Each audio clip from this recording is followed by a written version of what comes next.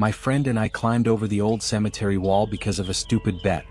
The week before, after training, the guys from our class started telling stories about this abandoned cemetery on the outskirts of town. One said that at night you could hear footsteps and groaning there. Another claimed his brother had supposedly seen a man who just stood there staring and then disappeared. In the end, my friend and I bet a case of beer and 2 months of pizza on who would stay until 4 in the morning. Backing out would have been too embarrassing. On Friday evening we waited until our parents fell asleep, packed our backpacks with flashlights, water and knives and rode our bikes there. At 1:15 we left the bikes in the bushes by the road and approached the high brick wall. I climbed over first. My hands slipped on the damp bricks, and when I jumped down, my sneakers instantly got soaked in the thick grass. My friend climbed down after me. We turned on our flashlights at medium brightness and slowly moved along the overgrown path. The night was cold and moonless, the sky completely covered with clouds. The air was heavy and damp, filled with the smell of wet earth and rotting leaves. The cemetery was huge and long abandoned. Rows of old headstones disappeared into the darkness. Many slabs were cracked or sunken into the grass. We walked deeper and deeper, trying to stay on the main path. After half an hour our legs were already aching from all the holes and roots. I tripped several times over stones hidden under the tall grass. Around 2 o'clock we stopped in the old section where the trees grew thicker. We sat down behind a large leaning monument to wait it out. The ground was freezing cold. At first it was completely quiet.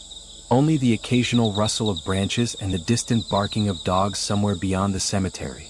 I already started thinking this was just regular scary stories and we had come here for nothing. But at about 2:45 we heard the first sound, a quiet, slow scraping like metal rubbing against stone. It came from somewhere down in the lower part. We listened carefully. The sound repeated twice and then stopped. We decided to check it out. We walked down the slope. The soil here was softer, and our feet sank into the mud from the recent rains. A light fog began to rise from the ground, covering our ankles. The farther we went, the stronger the feeling became that someone was watching us. We turned around sharply several times, but saw only the dark silhouettes of crosses. My friend's flashlight started to dim slightly. We kept going anyway. Ahead appeared an old mausoleum with its iron door slightly open. On the frame were fresh scratches, deep and parallel. They looked like they had been made with something sharp very recently. We walked around the mausoleum from the side. Suddenly, off to the side between 2 old trees, I noticed a figure. A man stood completely still next to one of the headstones. Dark clothes, slightly hunched back. He was standing with his back to us and didn't move. My heart started pounding. We froze. My friend shone his light in that direction. The beam caught the silhouette for a second, but when we took a few steps closer, the figure was gone. There was only an empty space between the graves and a slight movement in the grass. Even though there was almost no wind, we both felt real fear. We decided to go back. But in the fog the path seemed to have disappeared. We walked in circles, constantly coming back to the same rows of graves. The scraping sound returned, now closer, and was joined by the quiet sound of slow, heavy footsteps on the wet ground. We sped up, almost running. I tripped over a rusted fence and tore my shin open badly. Blood flowed down, soaking my sock. The pain was terrible, but we couldn't stop. The fog had risen to our waists. The cold went right through to the bones. We continued searching for the wall, relying on memory. At one point I saw the same figure again, this time farther away, standing by another monument, still with his back to us. We didn't approach. We just ran in the opposite direction.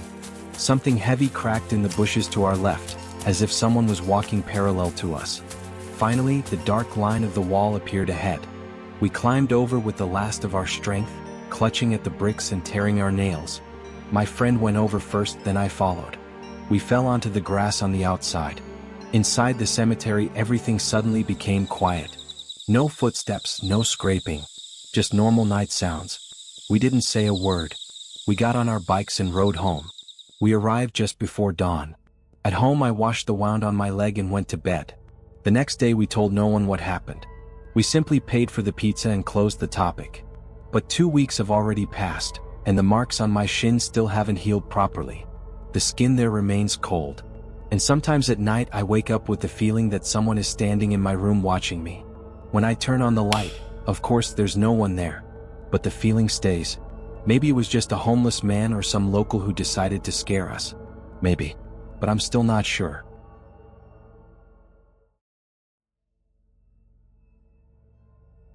I buried my ex-girlfriend Emma 2 weeks ago at the old city cemetery on the outskirts.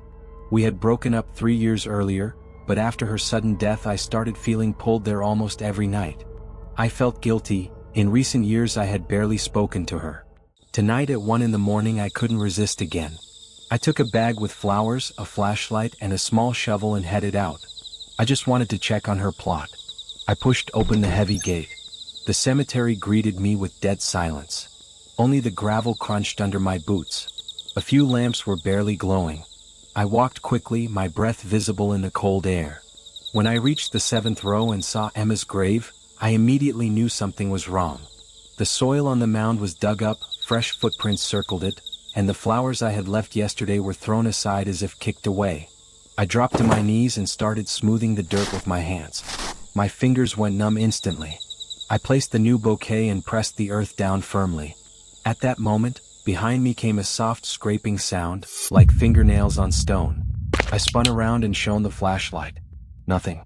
Only rows of dark crosses sinking into the blackness. I stood up and decided to walk around the area. The deeper I went into the old section, the thicker the trees became and the heavier the air. It smelled of wet soil and rot. At one abandoned grave the earth was freshly disturbed. I stopped. In a hole about half a meter deep, I saw a pale human hand with slightly curled fingers. The skin was gray. It definitely wasn't there yesterday. My heart started pounding.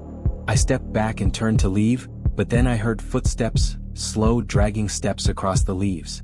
They were following me. I shone the light. A hunched figure appeared for a second in the beam before vanishing behind a headstone. I almost ran back to Emma's grave. The bouquet I had just placed was gone.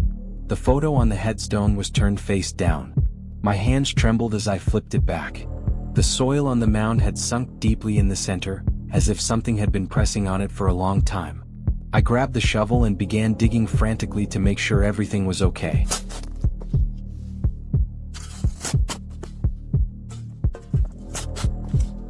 After 3 shovelfuls I hit something soft. I cleared the dirt away. White fabric appeared, burial shroud material. But it wasn't the one Emma was buried in. I kept digging. The fabric moved. Something underneath pushed the shovel upward.